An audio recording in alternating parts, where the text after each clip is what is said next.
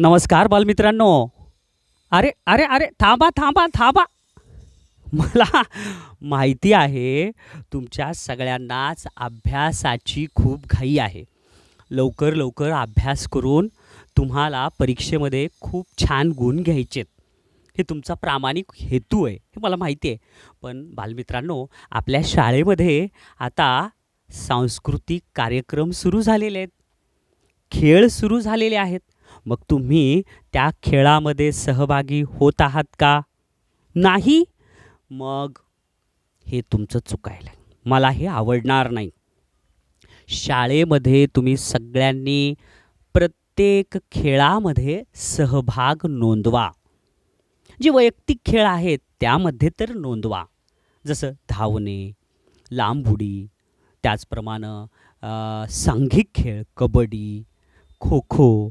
शक्य असेल तेवढ्या जास्तीत जास्त खेळामध्ये तुम्ही सहभाग नोंदवा.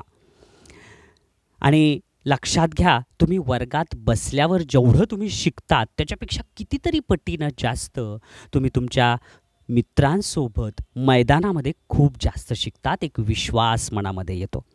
म्हणून पालकांनाही माझी विनंती आहे की तुम्ही तुमच्या पाल्याला मैदानामध्ये जास्तीत जास्त खेळामध्ये सहभागी होण्यासाठी प्रेरित करा.